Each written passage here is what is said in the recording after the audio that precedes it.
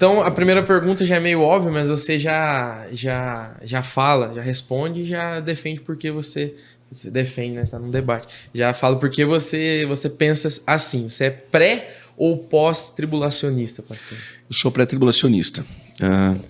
Eu não teria dificuldade alguma de mudar esse meu pensamento no decorrer da minha caminhada de fé.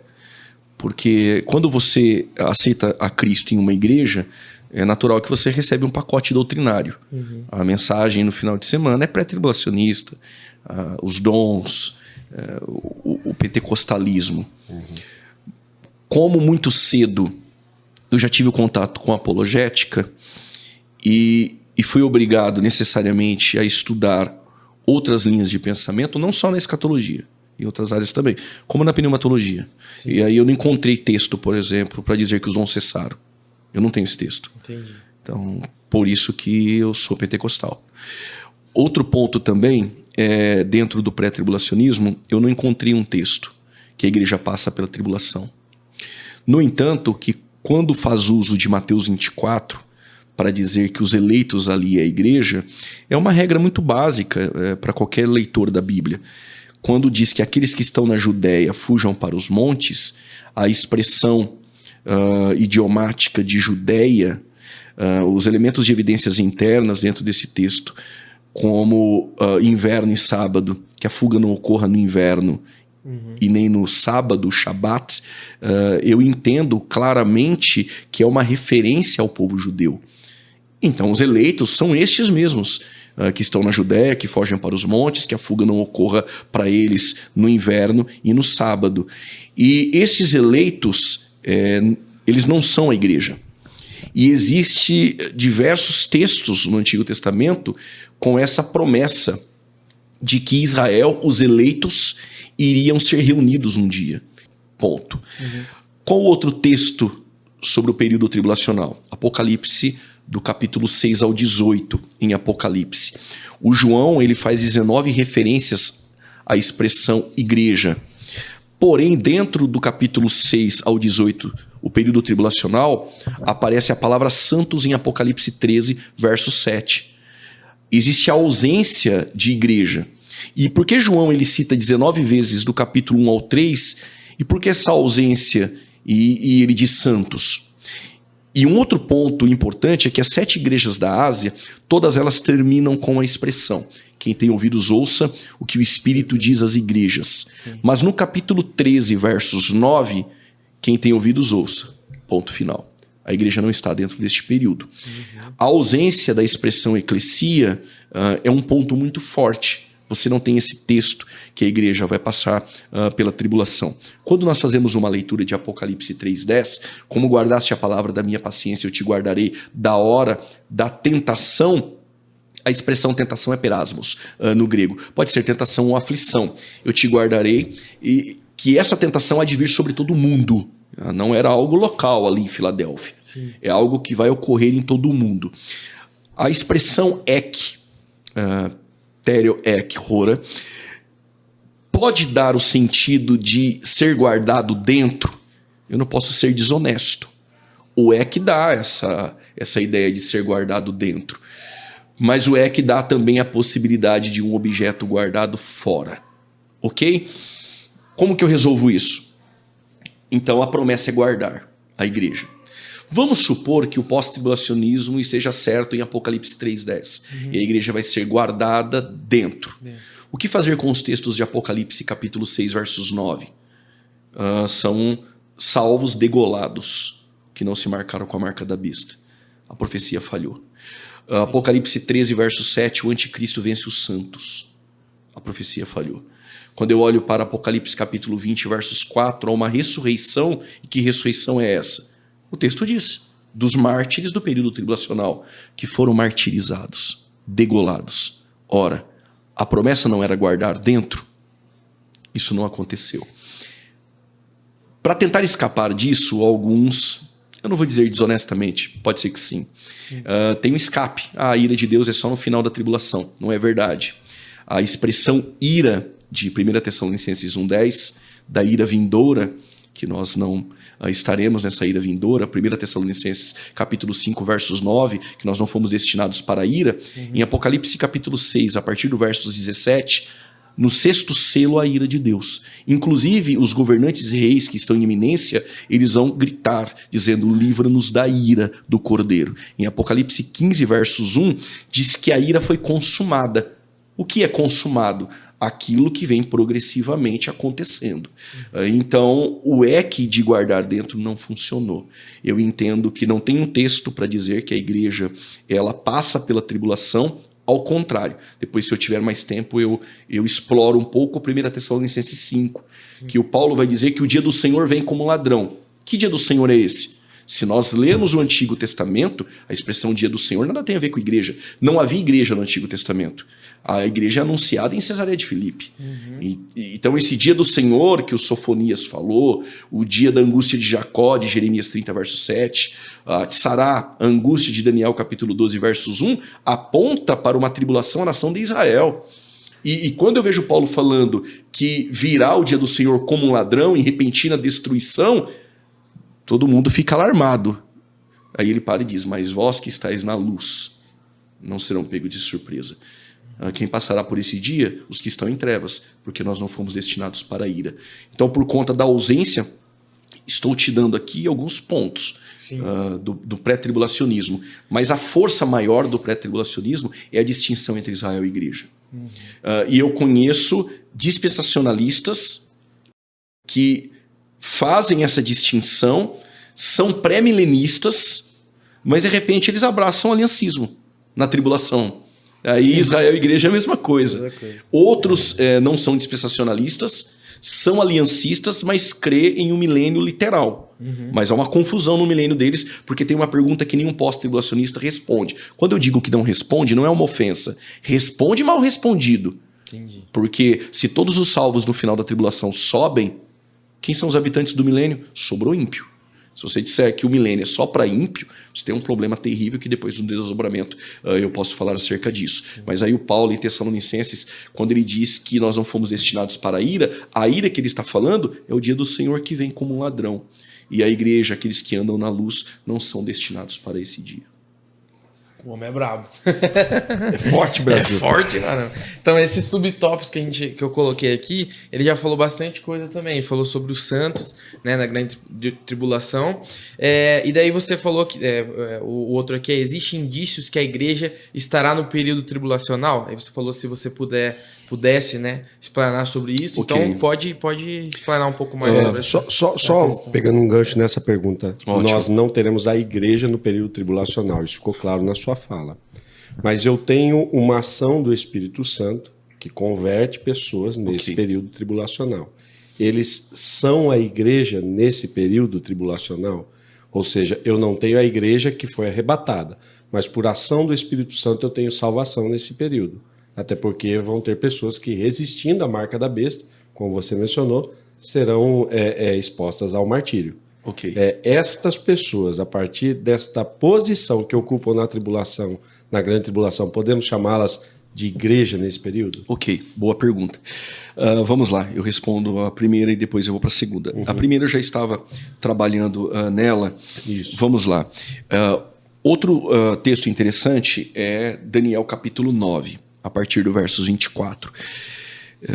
Vou procurar ser bem sintético assim, e sucinto. 70 semanas estão determinadas sobre o teu povo, Daniel. Pergunta: qual é o teu povo? Povo judeu. E sobre a tua santa cidade. Qual é a santa cidade? Jerusalém. Aí ele traz no versículo 24 6 objetivos das 70 semanas de Daniel. Está no versículo 24, depois os irmãos podem ler. Ali no versículo já 25, ele nos ensina como contar. São 7 semanas mais 62 semanas. Totalizam 69 semanas. Então essas 70 semanas estão determinadas sobre o povo judeu e sobre a santa cidade que é Jerusalém. A pergunta é: essas semanas são de dias ou de anos? A expressão Shavua são semanas de anos, e aí quem está em casa pode ler Levítico 25, versos 8, semanas de anos. Então são 69 vezes 7, porque são 62 semanas que ocorre depois de 7 semanas, totalizando 69 semanas. Qual a data do início desde a saída da ordem para restaurar Jerusalém. Quando isso ocorreu? Neemias capítulo 2, versos 1, no 20º ano do reinado de Artaxerxes. Se você der em casa no Google aí um Cânone de Ptolomeu, aparecem as datas dos reis persas, e você vai se deparar que o rei Artaxerxes, ele começa a reinar no ano 465, no 20º ano do seu reinado, ano 445. Então no ano 445 começa a contar as 70 semanas. 69 semanas são contadas até que o Messias seja morto, ungido, é Cristo. Por incrível que pareça, a conta de 69 vezes 7, 483 anos. 445 menos 483, ano 38. Mas precisamos lembrar que o calendário judeu ele é lunar e não solar. Sendo assim, a contagem daria 173.880 dias. Chegaria no ano 32, quando o Messias é tirado. É exato. Inclusive, teólogos liberais tentando minar a profecia e sua exatidão, eles vão dizer que o livro de Daniel foi escrito depois, né? Ok. O que ocorre? Cumpriu, então, 69 semanas. Aí quem está em casa faz a pergunta, mas e a última semana? A última semana, ela não se cumpriu. Por que não? Porque há um tratar com o povo judeu. Hoje é a igreja. Então Deus está trabalhando com a igreja.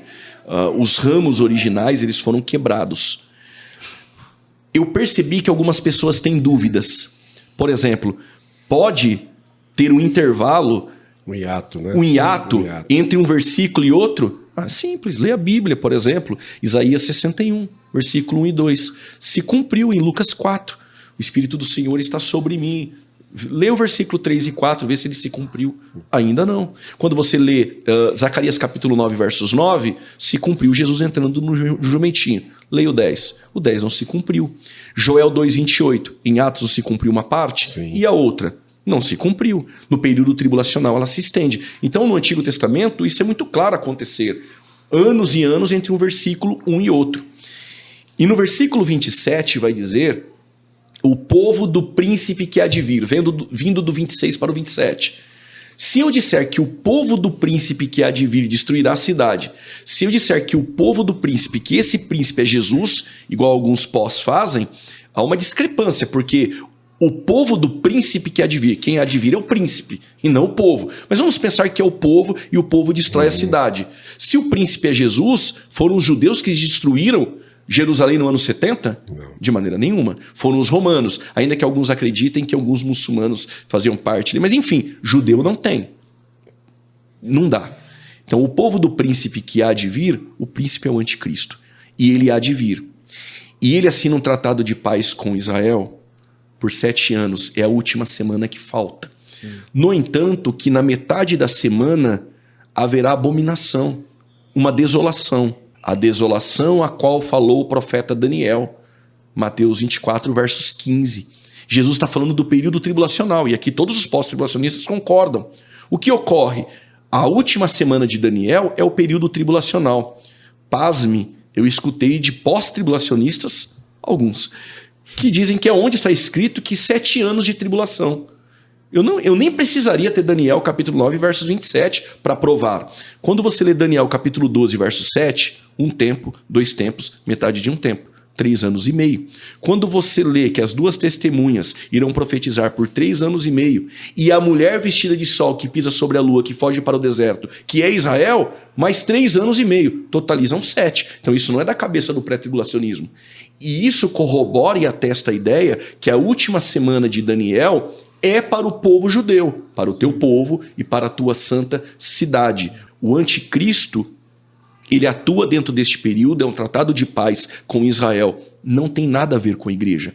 Quando Jeremias fala da angústia de Jacó, no versículo 7 do capítulo 30, quem estiver em casa e ler o versículo 5 e 6, já tem uma expressão de dores de parto. A expressão dores de parto, quando Daniel 12, versos 1 fala da angústia que há de vir, essa angústia são as dores de parto. No século 12, por exemplo, rabinos como Shamuel e Rash, eles, fazendo comentário de Daniel, eles falavam que essa angústia eram como dores de parto do Messias. A expressão dores de parto aponta um período tribulacional e uma referência direta à nação de Israel. o que Paulo vai dizer, que o dia do Senhor virá como um ladrão, como dores de parto. Essa expressão não tem nada a ver com a igreja. A angústia de Jacó não é da igreja. Então esses textos, Sofonias 1,14, dia do Senhor, corrobora a ideia do período tribulacional, onde a igreja ela não estará. Eu tive um debate e veio uma pergunta como essa. A igreja está no céu. Ok. A salvação que ocorre no período tribulacional. Qual o texto que fala que vai ter salvação? Ora, no capítulo 7, versos 14, o João pergunta quem era aquela multidão. São salvos. Tiveram suas vestiduras lavadas no sangue do Cordeiro e eles vieram da grande tribulação. Se eu disser que esse texto não comprova que houve salvação, mas a pessoa quer um texto de alguém levantando a mão e aceitando Jesus em um culto, faça-me o favor. Apocalipse capítulo 6, versículo 9 e 10, almas clamando debaixo do altar, são salvos que não se marcaram com a marca da besta. E esse não é um problema só para o pré-tribulacionismo. Em um debate que eu tive, defendendo o pré-tribulacionismo, eu disse, bom, essa ideia de salvação no período tribulacional, se não tiver, não é um problema do pré, também é do pós. O que a igreja está fazendo 7 anos aqui na Terra que ninguém se converteu? Está aqui para quê? Outro ponto interessante é que tem 144 mil, 12 mil de cada tribo. Estão fazendo o que aqui se tem a igreja? 2 testemunhas irão profetizar para quê se a igreja está aqui? Sim.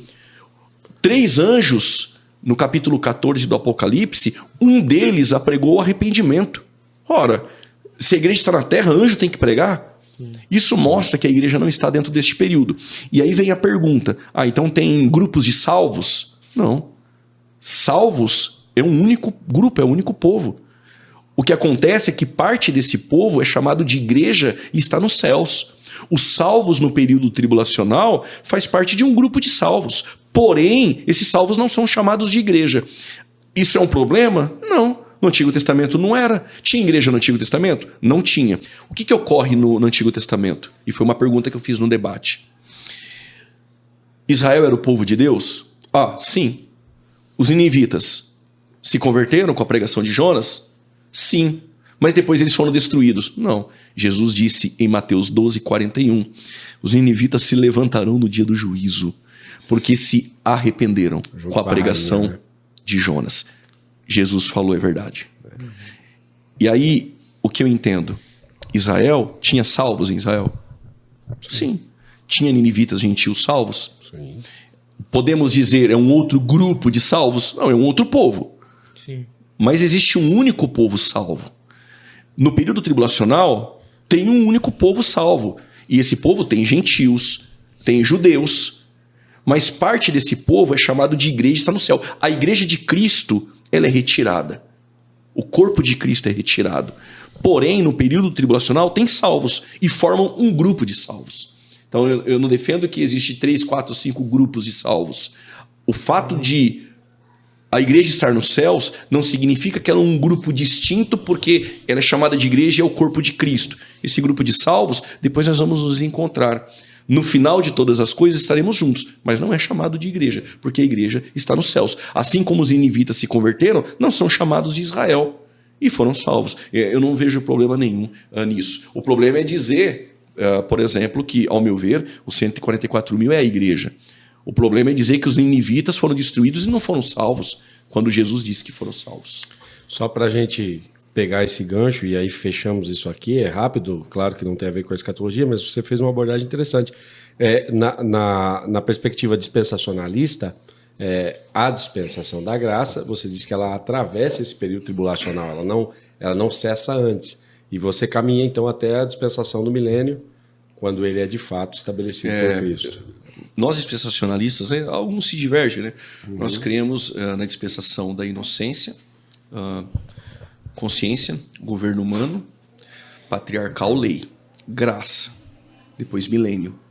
Então, após o período tribulacional, quando inicia o milênio, aí nós temos a dispensação do milênio. Porém, a graça é algo que transcende as dispensações. Houve graça quando Adão peca, Sim. Houve graça. Ele estava nu, um cordeiro ali tem que ter sido morto, né? Para arrancar a pele dele e cobrir o Adão. É graça. Expulsar o Adão do jardim é graça e não permitir que o mesmo volte, que se ele toca na árvore da vida eterna, seria um pecador imortal. Tem um plano de salvação antes da fundação do mundo e tem uma cruz lá na frente o esperando. A graça alcança Raabe, a graça alcança Ruth. A graça, ela alcança pecadores durante a história, mesmo no período veterotestamentário, e continuará alcançando como a salvação no período tribulacional. Então é graça. A salvação é por meio da graça mediante a fé. E se eu defendo que a salvação no período tribulacional, necessariamente tem que ter graça. E existem linhas que defende que foi tudo dispensado, né? No milênio. Não, existem dispensacionalistas e talvez fazem isso porque comeu na mão de alguém que um dia fez, entende? Entendi. E isso foi sendo passado. E aí defende que, por exemplo, a igreja subiu, acabou a graça. Entendi. A dispensação da graça acabou. E aí eu não vejo dessa forma. Não só eu. O dispensacionalismo revisado. Ninguém defende isso. Partindo aqui para outro tópico. Só um adendo. Fica à vontade. Fica à vontade, mano. Às vezes, alguns irmãos piedosos, santos, que amam a Bíblia, não estou falando desses caras chatos de redes sociais, que daqui a pouco está comentando aqui embaixo. Isso nunca estudou, assistiu 5 vídeos no YouTube, pré-tribulacionismo e heresia. Teve um que colocou pré-tribulacionismo e heresia sem o H. Falei, não, primeiro aprende a escrever heresia, depois você contesta. Então tem pessoas. Isso que eu não escrevo nada, com certeza que eu seria. Qual é o problema? Tem pessoas que não pensam, eles não vão assistir aqui o podcast, pegar o texto e abrir e falar, não, tem coerência. Sim. Não, você não precisa vir ao pré-tribulacionismo e dizer, não, é verdade, agora não é isso. Mas o problema é que tem muita torcida. A pessoa nem ouve, ele ouviu assim, você é pré-tribulacionista? Sim. Ele já quer comentar. São teólogos formados em redes sociais. Sim. Esses caras não contribuem na igreja, esses caras não ajudam na igreja, não servem a igreja de Cristo. Eles ficam nas redes sociais falando mal, enfim. O que eu vou dizer aqui não são para esses. São para aqueles que são piedosos, que congregam, que são bênção no ministério e são pós-tribulacionistas. Esses, de vez em quando, me procuram e dizem assim, porque, graças a Deus, ainda por ser um defensor do pré-tribulacionismo, eu tenho um carinho muito grande por essas pessoas. Me abraçam em alguns lugares e falam, eu sou pós, mas eu te admiro, legal. Gostei do debate, e isso é legal, essa unidade. Alguns dizem assim para mim, e é até emotivo, não é justo, pastor Juliano. O que não é justo? A igreja sempre passou por tribulações. E ela tem que passar. Dê uma olhada nos nossos irmãos no Coliseu. Dê uma olhada na noite de São Bartolomeu e você vai ficando até emocionado. Eu quase choro. E aí eles dizem assim no final, então a igreja tem que passar. Aí eu digo assim, Jesus já respondeu para vocês. Só que vocês ainda continuam nos amolando com essa conversa que Jesus já respondeu. Mateus 24, 21. Desde o princípio nunca houve. Então não dá para comparar tribulações no decorrer da história, que foram tribulações marcantes, infelizmente. Por exemplo, o comunismo, o que fez com nossos irmãos cristãos. E ainda faz. E ainda faz. Quantos irmãos nossos missionários agora estão perdendo vida por professar a fé? E eu entendo isso, mas Jesus disse em Mateus 24, 21 que nunca houve. Desde o princípio. E não haverá um período como este que irá vir sobre todo o mundo, que é o período de aflição, angústia de Jacó. Então não dá para você comparar os períodos e dizer, por causa disso, então a igreja ela tem que passar. Não, a promessa é que a igreja ela vai ser tirada. É interessante que esse é um dos argumentos, né, que eles utilizam. Eu chamo isso de uma comparação meritória. Eu preciso me igualar à igreja primitiva a partir do sofrimento. Exato. E, ao mesmo tempo, também a questão do tempo em que o pré-tribulacionismo é tido como uma visão apocalíptica. Eles atribuem ao pré-tribulacionismo algo recente, ou seja, se eu parto do princípio do tempo, qualquer percepção um pouco mais nova tem que ser rechaçada, ou seja, eu não posso mais teologar nesse tempo.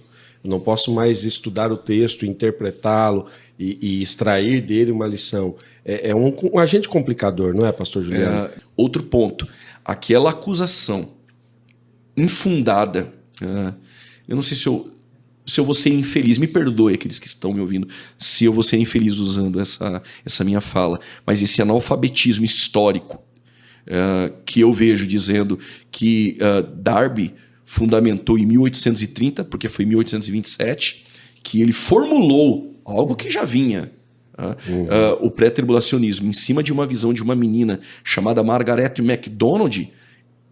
Para uma pessoa dizer isso ou comentar isso em um vídeo, ela atesta o seu analfabetismo histórico. Por quê? O que aconteceu?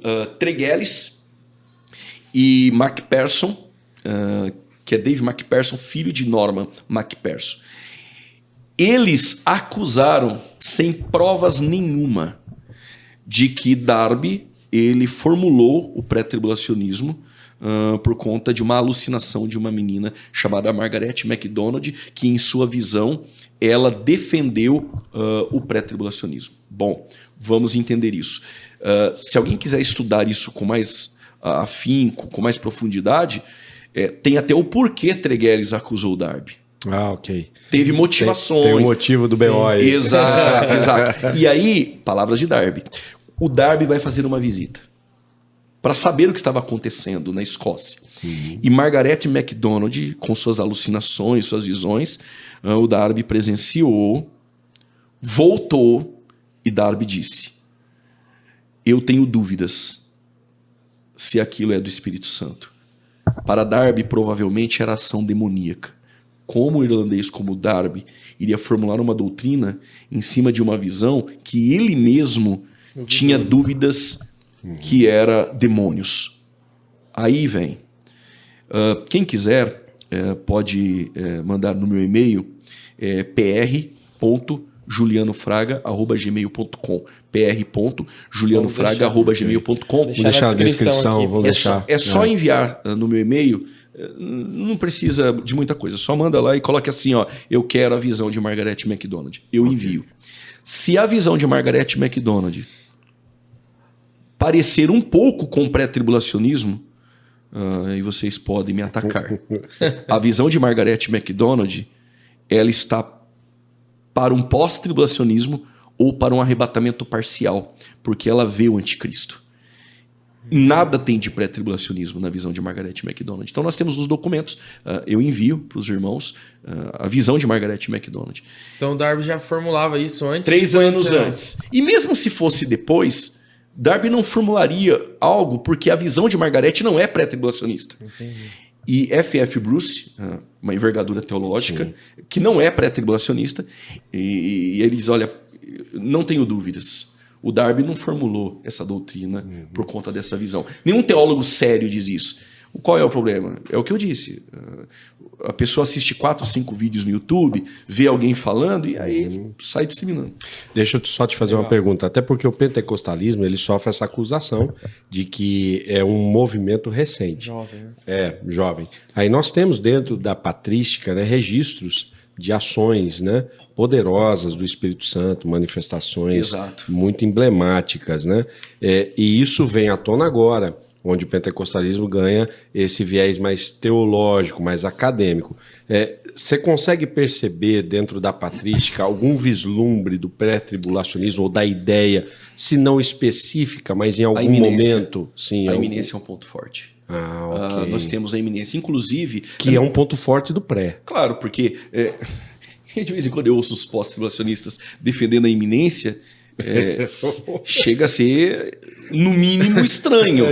Estranho, porque vem o anticristo, tem um tratado de paz, o tratado é quebrado, tem uma estátua feita do anticristo, o falso profeta induzindo a adorar, o tratado de paz é rasgado, vem uma perseguição contra Israel, selos, trombetas, taças, 144 mil, 2 testemunhas. Ora, eu sei quando Jesus vai voltar. O cara tá jogando videogame dentro de casa, não viu nada, né? Não tem iminência. E essa ideia de que precisa ver realmente no dicionário o que é iminência. Não, iminência é algo que acontece a qualquer momento sem sinal. Se você defende sinais, isso quebra a iminência. E por isso que Mateus 24 Eu vou ter que dizer isso. Muitos dispensacionalistas nossos dentro da escatologia, porque dispensacionalismo não é só escatologia, mas muitos foram influenciados pela Bíblia de Estudo de Scofield. Então o que acontece? Eles têm uma outra visão de Mateus 24. Sinais. Se tem sinais, anula a iminência. A iminência é a qualquer momento. E na patrística você encontra muita coisa sobre iminência. Qualquer livro que você comprar, pré-tribulacionista, que fala sobre iminência, tem lá os documentos dos pais da igreja defendendo categoricamente, Pastor de Hermas, por exemplo. Tem lá uma ideia de iminência.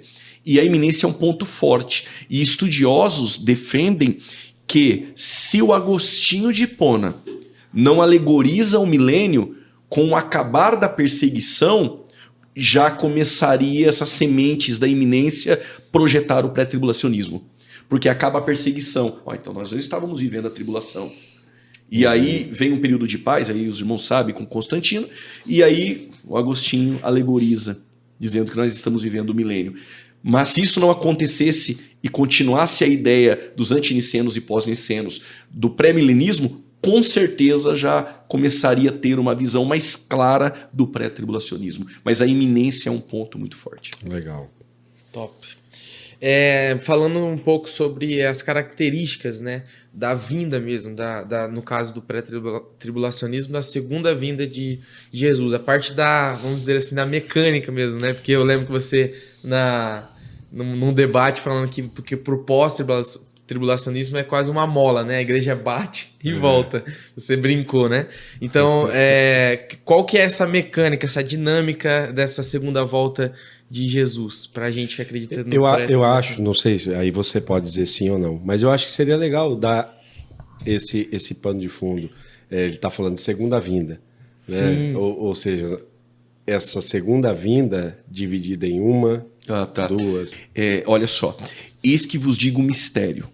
Então o arrebatamento era um mistério, correto? Perfeito. Se é um mistério, anjos não sabiam. Os profetas não anunciaram. Mas a segunda vinda de Cristo, visível, Zacarias anunciou. Que inclusive o texto de Zacarias 14 é um pedregulho no sapato de muitos pós-tribulacionistas e principalmente do preterismo. Ok? Fora Mateus 24, versos 31. Okay. Mas não é essa a ideia. Então, o arrebatamento é um mistério, porque Paulo disse, eis que vos digo mistério. E quando você tenta desassociar, ele falava da glorificação. Esse é o mistério. A glorificação faz parte do pacote do arrebatamento. Não tem arrebatamento sem glorificação. Quando nós defendemos assim, será num abrir e fechar de olhos... mas abrir e fechar de olhos é glorificação, não tem nada a ver com arrebatamento. Como que você vai desassociar isso? Faz parte do arrebatamento. Então, quando a trombeta de Deus soar, isso vai acontecer em 7 milésimos de um segundo, incalculavelmente, um abrir e fechar de olhos. Mas vamos lá para a ideia. Então, nós cremos que o arrebatamento da igreja, ele ocorre, e eu não uso a ideia de secreto. Porque, na verdade, pastor Pablo, não é que eu quero fugir da ideia de me expressar como secreto, porque está muito preterizado e o pessoal está criticando, malhando a ideia de secreto. É porque não há em nenhuma literatura pré-tribulacionista a ideia de secreto. Isso vem ocorrer em algumas literaturas de alguns irmãos que defendem muito bem o pré-tribulacionismo, mas a ideia que se usa é iminência. É questão de termos. Perfeito. É questão de termos. Até porque uma vez retirado já não se torna mais secreto. Pronto. Porque a ausência vai ser percebida. Quando você faz essa construção do que ocorre e posterior, você acaba entendendo que não é secreto. Sim, e eu estou dizendo isso, e tem muitos amigos meus pré-tribulacionistas que defendem o secreto, que pode ser que fiquem chateados comigo por isso, mas a verdade é essa, o dispensacionalismo revisado, o dispensacionalismo não usava esse termo secreto. A ideia sempre foi iminência, esse é o termo, mas tudo bem. O que ocorre? Essa sua fala, ela foi importante porque me dá aqui o tempo de poder fazer o pós-tribulacionismo pensar em algo. O arrebatamento, quando ocorre, o Paulo diz que é dado uma palavra de ordem, lá o alarido, voz de arcanjo, trombeta de Deus, ok. Os mortos ressuscitarão primeiro e depois nós, os vivos, nós vamos ser arrebatados. Encontraremos com eles nas nuvens para o encontro com o Senhor aonde? Nos ares. Ok. Então o encontro É nos ares. Quando eu vou para 1 Coríntios capítulo de número 15, no verso 50, diz assim, carne e sangue não entra no céu. Olha essa deixa de Paulo. Carne e sangue não entra no céu. Agora ele vai construir a ideia da glorificação do corpo por conta do arrebatamento da última trombeta. E ele vai dizer o seguinte, que aquilo que é corruptível se reveste de incorruptibilidade. Ok, por que ele está dizendo isso? O que Paulo está fazendo é, a senha para entrar no céu, no arrebatamento, é corpo glorificado. Sem o corpo glorificado lá não tem como estar. Então, glorificação do corpo é necessário para entrar no céu. E por quê? Porque Paulo, quando escreve aos Filipenses 3:20, ele vai dizer que a nossa cidade está nos céus. Quando nós oramos, Pai nosso que está nos céus. João 14, para onde eu vou, eu vos levarei. Quando eu voltar, eu vou levar. Para que, aonde estiver, estejais vós também. E ele estava indo aonde preparar um lugar? Aí, alguns pós-tribulacionistas, quando não entende que João 14 é uma munição para o pré, eles continuam dizendo que ali, morada, casa do Pai é os céus. Aí eu pude perceber que alguns, quando foram para debates, e eles se depararam que dizer que casa do Pai é céu, você abraça o pré-tribulacionismo. Aí inventaram que a casa do Pai ali não é o céu. A casa do Pai é o templo, a casa do Pai é o corpo do crente.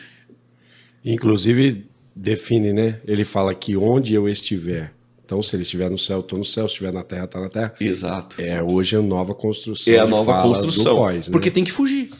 Se você abraçar João 14, entendendo que casa do Pai é o céu, e casa do Pai é o céu.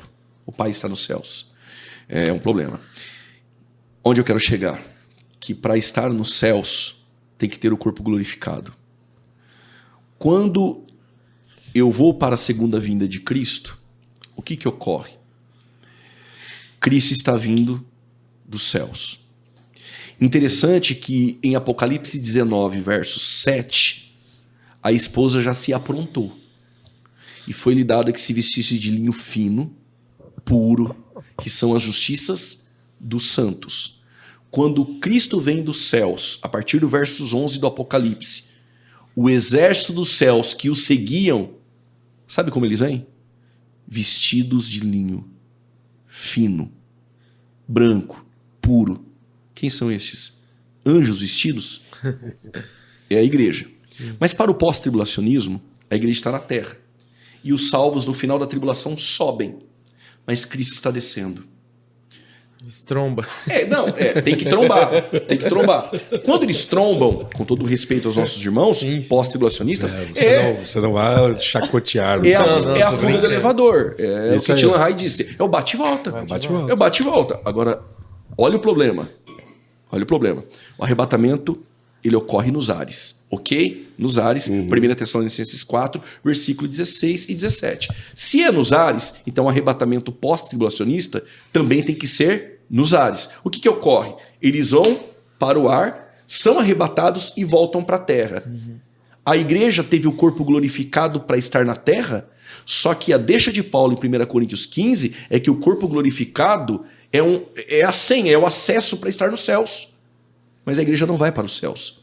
Então nenhum pós-tribulacionista pode dizer que ele vai para o céu. Sim. Porque ele tem o corpo glorificado, mas para ficar na terra. Não precisaria então do arrebatamento. Sim. Você vai ter o corpo glorificado, se não é para estar no céu, porque carne e sangue não entra no céu, é para ficar 1000 anos com Cristo na terra. E aí qual o problema? Não, mas Cristo vai ficar aqui e a igreja vai ficar lá. Mas aonde eu for eu vos levarei, onde eu estiver vocês vão estar também. Então se João 14 é para o pós, eles estão em lugares diferentes. Mas se a igreja for ficar na terra, e aí não tem céus, e vai ficar nos céus sem Cristo, quando vai ocorrer o tribunal de Cristo e as bodas do Cordeiro? Essa é uma pergunta que eu ia te fazer. Dentro dessa... Não tem como. O tribunal das obras seria colocado aonde dentro do pós? No entanto, que quando diz que a igreja, que ali é a esposa que já se aprontou nas bodas, as vestes são as justiças dos santos, não é a justiça de Deus. Então ela já foi galardoada. E ela está vindo dos céus na segunda vinda. Por mais que eu acredite, então, que a igreja ela bateu e voltou, mas então quando foi que ela recebeu a justiça, que é dos santos. Não tem um lugar ou um momento. Por isso que o pré-tribulacionismo dá esse momento para que a igreja participe do tribunal de Cristo e das bodas do Cordeiro. Agora, outro ponto interessante, que talvez eles não tenham pensado nisso. Ou se pensaram, estão construindo alguma coisa aí para se defender. O arrebatamento é nos ares? Sim. Nos ares, ok. Todos concordam, os que estão em casa também concordam. Mas aí o que a gente faz com o texto de Zacarias 14? Quando as nações estiverem em volta de Israel, Cristo pisa o pé no Monte das Oliveiras. E ele salva Israel ali, na terra. Inclusive, Zacarias 12:10, eles se arrependem, choram amargamente por aquele que transpassaram e recebe o batismo de súplicas e lágrimas. Aonde foi? Na terra. E esse arrebatamento não é nos ares? O que acontece com a conversão de Israel, que é na terra? E isso aqui fica mais duro ainda para aqueles que são aliancistas. E aí o que acontece? Se a glorificação do corpo, o arrebatamento é nos ares, e Israel e igreja é a mesma coisa, quem são esses que se convertem embaixo que a Bíblia trata que é Israel? E se as profecias do Antigo Testamento, que eram destinadas a Israel, se cumpriram literalmente, quando Cristo se fez carne, o verbo se fez carne, se cumpriram literalmente, por que aquelas de caráter profético nós vamos alegorizar? Por que elas não têm que se cumprir literalmente? É um outro ponto também a se pensar. Mas o maior problema é esse. Se todos os salvos no final da tribulação sobem, pergunta básica: quem são os habitantes do milênio? O milênio é só para ímpio. Será que eu teria coragem, ou um pós-tribulacionista teria coragem de ir no sermão no domingo na sua igreja pregar? Você que é ímpio tem um milênio para você. 1000 anos de um reinado de paz, longevidade de vida, prosperidade agrícola, conhecimento ampliado. Mas Zacarias disse que vão subir para adorar em Jerusalém. Ímpio adorar?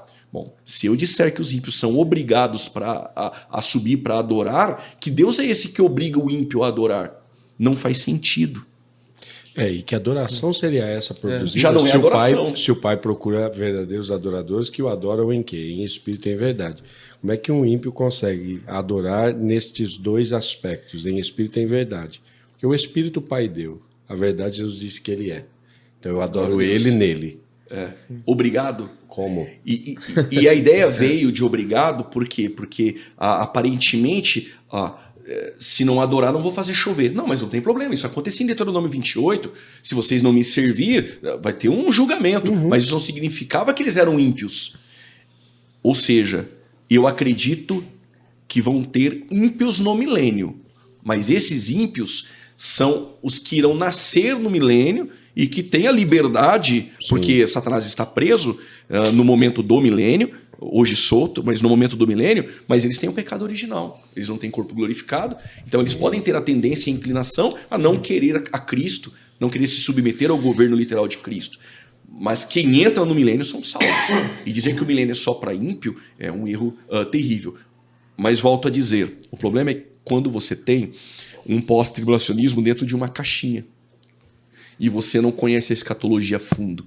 Quando surge uma pergunta que você não espera e que vai complicar todo o seu sistema, você tem que inventar alguma coisa na hora. E aí começa a surgir essas coisas.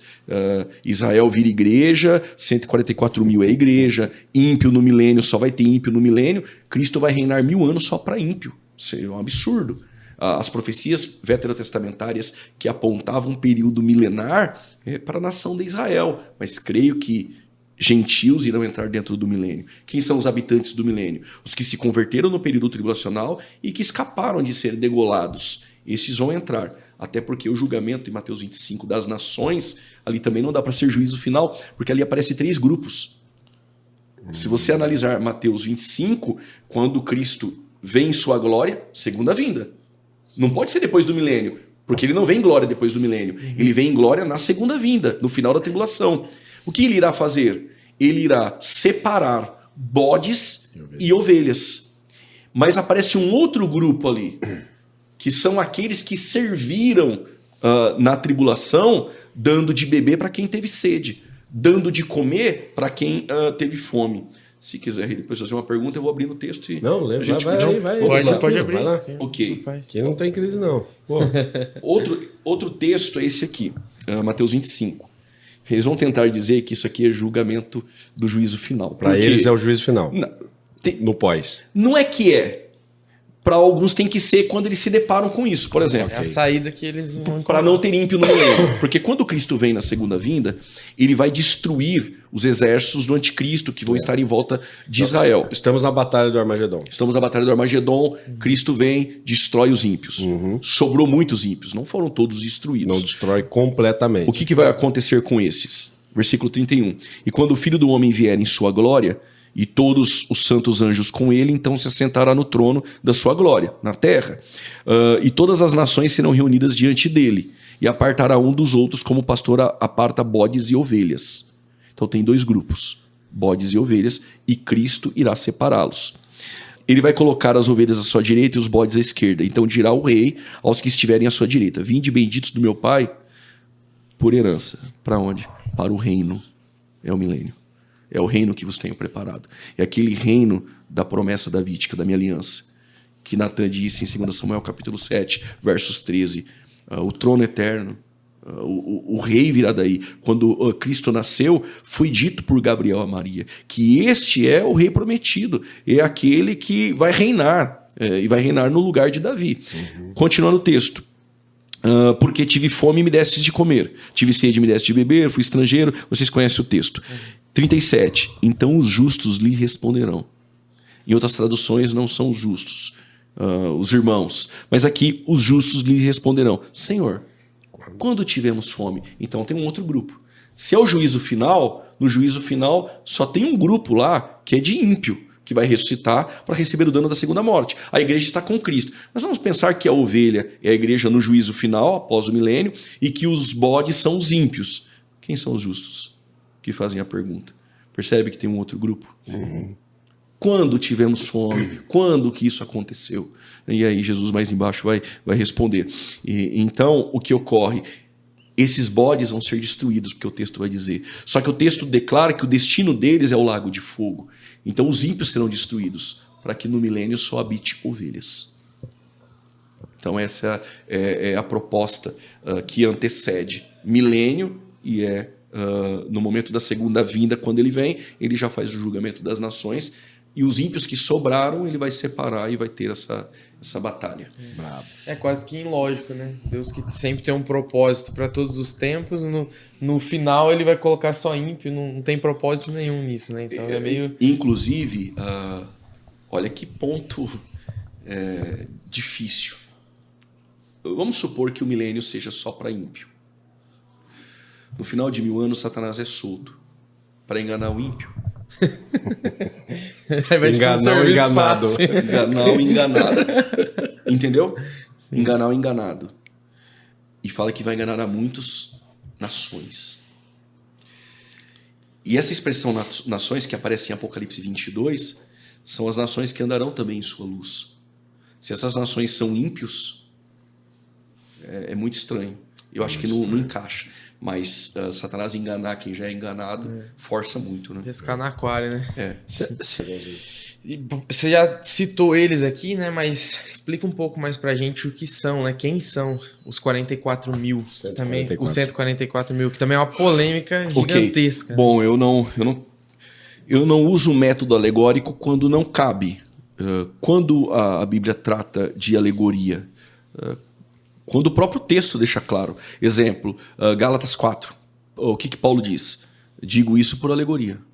Aí ele faz aquela alegoria de Sara, Isaac, Agar e Ismael. Ele quer explicar o fruto do espírito, obra da carne, o conflito. Ok, isso é alegoria. Quando não é literal, quando não dá para ser, eu sou a porta. Não dá para dizer que Jesus é uma porta literal. Sim. Do mais, a leitura tem que ser literal. Se a Bíblia diz que, por mais que o livro do Apocalipse ele tenha símbolos, mas esses símbolos são interpretados. Exemplo, a besta que sobe do mar. Mar? Será que é um leviatã que sobe lá da água? Será que é um poder que sai do meio das águas de algum navio? Em Apocalipse 17, versos 15, É dito assim, João, as águas que vistes são povos. A besta que sobe do mar é que emerge do meio dos povos. Entende? Entendi. Quando a Bíblia diz E que... só para não perder, o mar proporcionalmente elevado fala de um surgimento de um grande espectro de gente. Exato, É isso aí. Podemos colocar também essa... Sim. Ok. Ponto importante no Apocalipse. Quando diz que são 144 mil, ao meu ver, eu não tenho o direito exegético de espiritualizar o texto, como fazem os idealistas, por exemplo. E dizer, aqui não são 144 mil, aqui é a igreja. Ou como movimento sectário, não, 144 mil é a gente. O texto diz que são 144 mil, 12 mil de cada tribo. Geralmente, eu tive debates que surgiram opiniões, e quando surgiu essa ideia de defender que os 144 mil é a igreja, daquele que debatia comigo, eu não iria dizer isso em um debate, até pelo respeito ao irmão, aos irmãos, não foi só um, foram mais, mas a pergunta que eu gostaria de fazer, e eu não fiz, até para não ter a gente como uma pessoa prepotente, mas era essa, o texto diz que eles são castos. O senhor não é casado? O senhor teve filhos? Sim, mas é a igreja?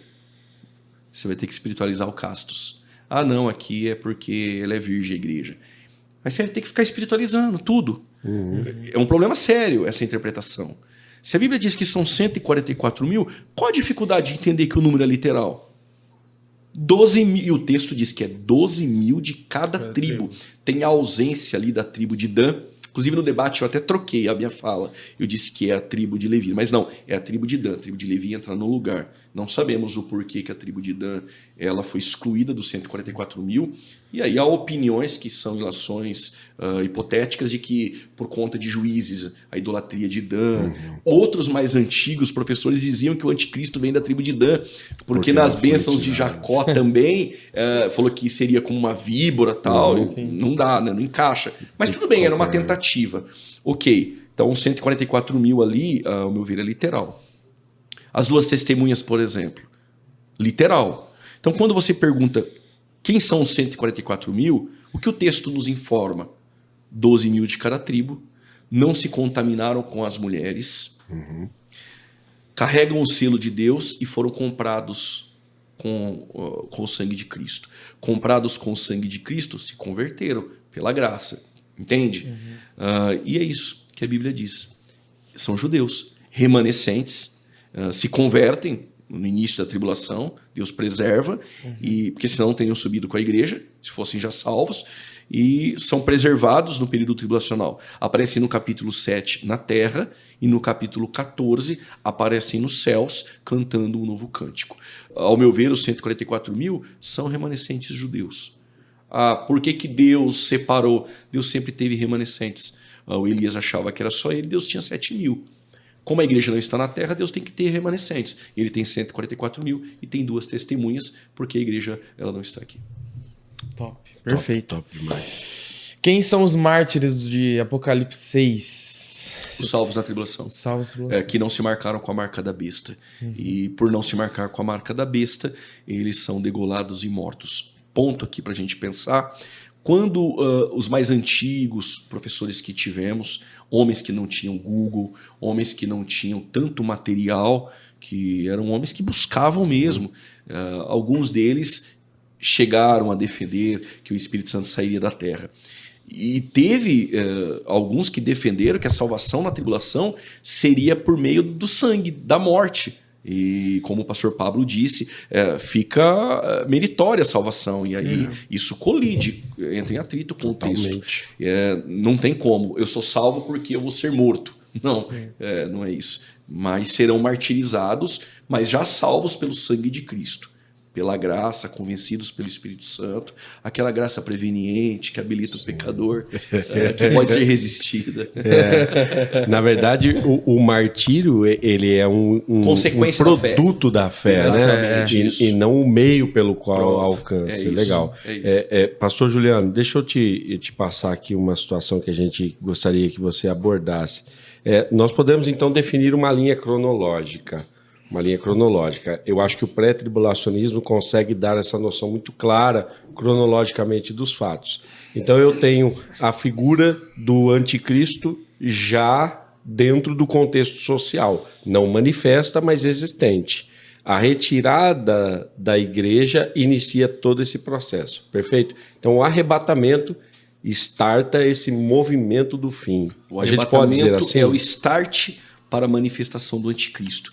Eu vou abordar algo aqui que talvez é novo para quem está ouvindo. Opa. Pode ser. Não, pode ser. Exclusivo. E não é que eu defenda assim, dessa forma. Sim. Porque tem coisas que não dá para você ser tão categórico. Thomas Ice, ele defende, por exemplo, que após o arrebatamento da igreja, não é que a igreja foi arrebatada e começa agora a tribulação.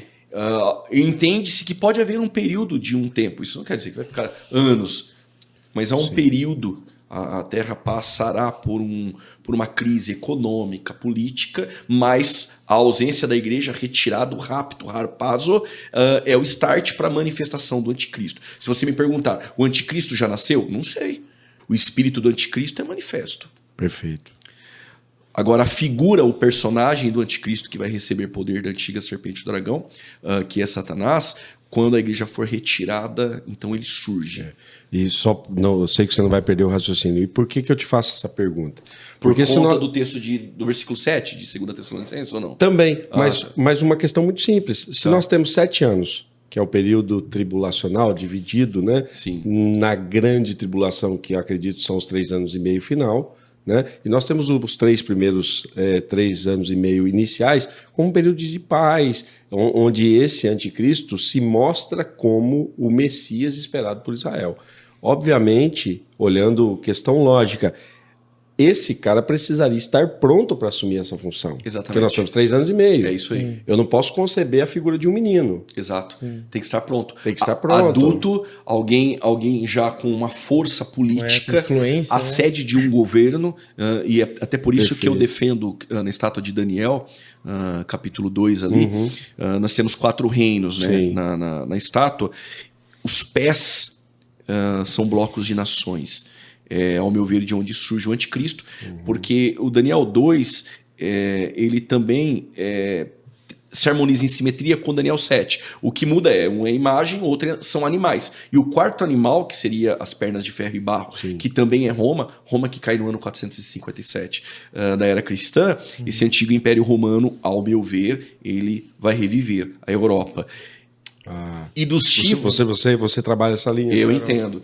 Blocos de nações, dando sustentabilidade, um governo ali concreto, sólido, e ele surge. Quando ele surge, não surge como menino, já surge como homem que terá uma voz para tratar o problema econômico na Terra, que estará um caos político. E aí ele tem um personagem, uma figura ao seu lado, que é uma falsa religião, que é o falso profeta, que é a besta que sobe da terra, que vai dar esse amparo a ele, um amparo religioso. Mas que indo para o final da tribulação, essa religião é derrubada pela Babilônia política. A Babilônia religiosa cai. Essa religião só vai ser instrumentalizada. A Babilônia ali... não dá para dizer, né, a Babilônia literal lá, mas é a mãe das religiões, né? Assim, se você for analisar aquela meretriz, você tem uma inclinação a dizer que é o catolicismo romano. Sim. Mas nós não temos o direito exegético, assim, de cravar. Perfeito. Mas dando uma lida, você tem essa inclinação. Mas não dá para apostar todas as fichas nisso. Porém, quais são as duas religiões hoje com força? O Islã e o catolicismo. Para uma outra religião se levantar com a relevância dessas duas, demoraria aí de 100 a 150 anos. Poxa. E eu não sei se nós teríamos esse tempo. Eu não sei. Então fica entre essas duas. Ou pode ser o Islã, ou pode ser o catolicismo. Ok. A gente então tem arrebatamento, surgimento do anticristo, esse processo todo, grande tribulação, e aí Cristo volta. Exato. O que ocorre com a rejeição do rei? Israel, e aí Romanos 11, os galhos originais são cortados, nós somos enxertados, ele trata com a igreja. Quando a igreja sobe para o arrebatamento, volta a atenção a Israel, a última semana da 70ª semana de Daniel. Dentro do período tribulacional, selos, trombetas e taças. Não acredito que selos, trombetas e taças falam de um mesmo evento em ciclo. E se você colocar selos, trombetas e taças um do lado do outro, os eventos não se harmonizam.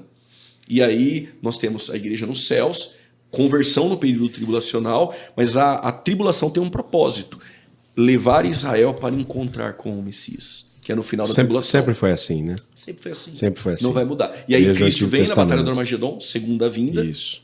Aí o julgamento das nações, milênio, 1000 anos, soltura de Satanás, Gog e Magog. Que, ao meu ver, nada tem a ver com Gog e Magog, de Ezequiel 38 e 39. Okay. E aí nós temos o juízo final, a terra ela é refeita, 2 Pedro capítulo 3, versículo 10, vai passar pelo fogo, os elementos ardendo em chama se desfarão, novos céus e nova terra, e a nova Jerusalém ela desce, então, ataviada, esse é o fim.